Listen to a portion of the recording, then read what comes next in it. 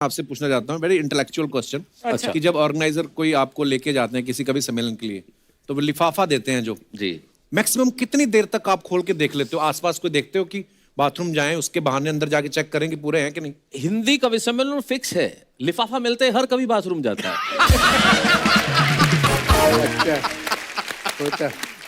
ये तय है, मतलब लिफाफा मिला नहीं, हम क्या करें? हम लोग कलम के धनी लोग हैं। नहीं, मुशायरों में भी ऐसे ही होता अब वो है। एक ही बात है, मतलब मंच के लोग, क्योंकि हमारे कल जो सीनियर आयोजक थे ना वो तो बड़े कमाल के थे। जब ट्रेन छूटने वाली होती थी तब पेमेंट देते थे। जैसे ही आप निकल रहे हो ट्रेन, रख ले, ताकि गिन के थोड़े ताकि कम भी ट्रेन निकले तो निकल जाए उसके बाद ही गिनो आप। हाँ, कम निकले तो फिर आप देखो उधर छूट गया। मैंने देखा है जो कवि होते हैं वो पॉलिटिकल स्टायर भी बहुत करते हैं। कभी आप किसी मुशायरे में गए हो या फंक्शन में, वहां पे आपने कविता पढ़ी हो, ऑर्गेनाइजर आके बोला हो भाई जिस पार्टी के बारे में बोल रहे हो उसी पार्टी का फंक्शन है, फिर आप पलटी मारते हो सब। अरे ये तो अक्सर होता है। इससे सारे कवि कह देते हैं मैं एक नेताओं पे कविता सुना रहा हूँ, लेकिन ये यहाँ के नेताओं के लिए नहीं है। यहाँ के नेता तो देवता स्वरूप हैं। ये मैं अपने प्रदेश के लिए कह रहा हूँ, ये कह के सब बच जाते हैं। ओह, हमारे वहाँ का एक फिक्स जुमला है जो हर कवि कहता है कि ये मैं ऐसा इसलिए कह रहा हूँ मुझे सही सलामत घर भी लौटना है, तो पहले ही कह देते हैं। पर आम आदमी के साथ जो जुड़ी समस्याएं होती हैं उन पे आप बड़े ही सरल तरीके से और बड़ी खूबसूरती से कह जाते हैं। कुछ ऐसा ही हमारे दर्शकों के लिए हो जाए संजय भाई, कुछ ऐसा। भारत चमत्कारों का देश है कपिल भाई, यहाँ चमत्कार होते रहते हैं। तो कुछ समय पहले अमेरिका से एक यात्री आता है, स्टैनली मॉरिस नोबल, और सोचता है कि भ्रमण से पहले एक बार मंदिर के दर्शन कर लूं जो एयरपोर्ट से बाहर निकलता है, और भगवान के दर्शन करने पहुंचता है। बस यहीं से प्रारंभ होता है। स्टैनली मॉरिस नोबल जो ही भगवान के मंदिर के दर्शन करके नीचे उतरा, त्यों ही एक चमत्कार हुआ, उसकी चप्पलें गायब थी। बहुत अच्छे। मॉरिस नोबल मंदिर की सीढ़ियों पर बैठकर रोने लगा। इतने में ही एक श्वेत, धवल, स्निग्ध और हिमाच्छादित दूत आकर उसे उपदेश देने लगा। कहने लगा, मां शुचः, शोक मत कर, अच्छा। धैर्य धारण कर, जो होता है वो होता है बिल्कुल सही, मुझे देख मेरी भी गई।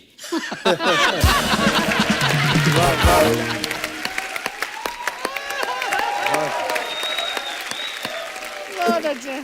तुच्छ चप्पल के लिए आंसू बहा रहा है, मुझे देख क्या मैं रो रहा हूं? मैं रो नहीं रहा हूं, इसका मतलब ये नहीं है कि मैं आदमी बड़ा हार्ड हूं।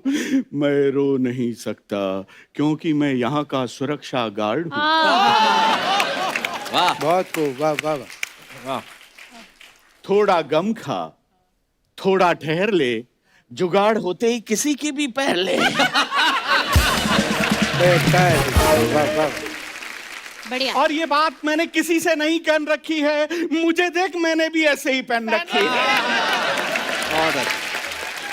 मॉरिस नोबल बोला, बात पर आनंद लेंगे। मॉरिस नोबल बोला, मैन तुमने जो कहा है वो बात एकदम सही है, लेकिन तुमने जो पहन रखा है अब उनका यही है। बहुत खूब, वाह वाह। ये चमत्कार जिंदगी से मैं सच्ची घटना मतलब निकल के इसलिए आते हैं। जैसे मैंने कहा था मेरे पिताजी बड़े पिताजी किस्म के पिताजी हैं, उनका ह्यूमर इतना स्ट्रांग है। ये संजय झाला सच्ची घटना, हमारे घर आए अर्चना जी, और जैसा कि खुद की तारीफ खुद ही कर लेता है। अच्छा। और ये इनको पता ही नहीं कि मेरे बाप से मिल रहे थे। अच्छा, जब पहली बार आए, मैं संजय झाला देश का कवि हूँ, और मेरे को आचार्य कहते हैं प्यार से, आचार्य से मिलने आया। और ये तो बोले इस घर में सबसे बड़ा आचार्य तो मैं हूँ। अरे बोले नहीं, उनसे मेरा नाम लिया, उनसे मिलने आया। चले, अच्छा ठीक है, मैं कवि हूँ। तो पिताजी बोले अच्छा एक कुर्सी ले और बैठ जाए। तो इन्होंने लगा कि मेरा परिचय ध्यान से सुना नहीं है। बोले सर मैं संजय झाला देश का बहुत बड़ा कवि। तो बोले दो कुर्सी लेके बैठ जा। बहुत अच्छा। ये जिंदगी में चमत्कार खुद ही निकल के आते हैं। बहुत बढ़िया। मैं उनका बता दूं, अभी उनको ईश्वर उन्हें शतायु करे, किडनी की समस्या है, तो अभी अस्पताल में काफी दिन रहे और अभी भी दिक्कत में है। लेकिन उनका ह्यूमर वहां भी खत्म नहीं हुआ। अच्छा जी। जब अस्पताल में गए तो बोले यार बहुत दिन हो गए यार, अब घर चलें। मैंने कहा देख लो घर पे मम्मी है। बोले फिर यही रहने दे। फिर बोले यार किडनी का क्या है क्या? मैंने कहा देखें बात करते हैं, शायद ट्रांसप्लांट हो जाए। तो बोले पूछ पुरानी का क्या देंगे। ये उनका ह्यूमर, ये जिंदगी का ह्यूमर है। हम गाली भी नहीं देते बिना बात की। अच्छा गाली भी नहीं देते। ये मेरे पिताजी ने मुझे बचपन में सुनाया था ये। बोले बिना गाली दिए काम चल सकता है तो क्यों देने। हाँ जब जा रहे थे ट्रेन के अंदर, तो ट्रेन में जा रहे थे तो कहीं चाय वाय पीने उतरे, तो वापस आके देखा तो उनकी सीट पे एक आदमी बैठा हुआ था। अब वो कि मेरी सीट मैं चाहता तो गाली दे के उठा सकता था, मैं संस्कार नहीं है ना हमारे, गाली क्यों देनी।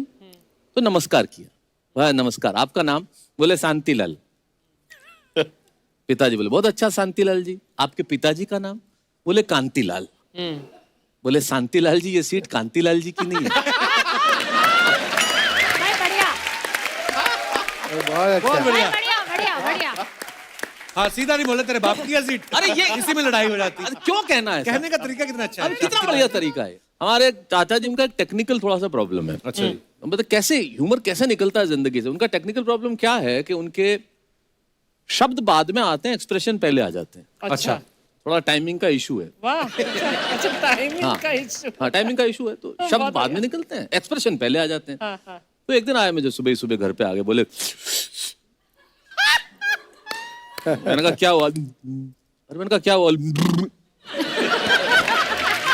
मैंने कहा क्या? बोले मोटरसाइकिल। मैंने कहा अच्छा अच्छा। अच्छा मोटरसाइकिल लेके बाजार जा रहा था। तो मैंने कहा तो? बोले एक गांव वाला आया, क्लच में धोती फंस गई। मैंने कहा फिर? बोले पट गई धोती।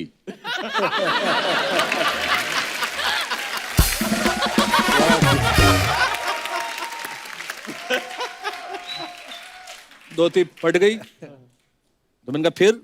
बोले मैं जाने लगा, उसने मेरा हाथ पकड़ लिया। इधर। मैंने कहा क्यों, क्या हुआ? बोले धोती फटी है, पैसे दे। मैंने कहा कितने?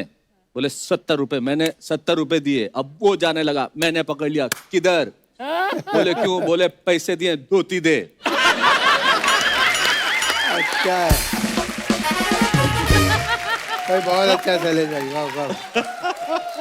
बोले 700 दे के गया।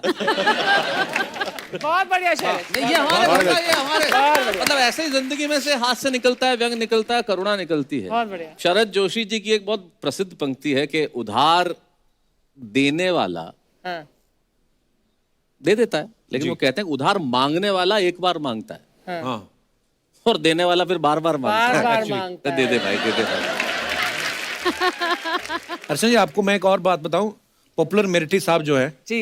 ये मेरठिया अरबी भाषा बड़ी इनको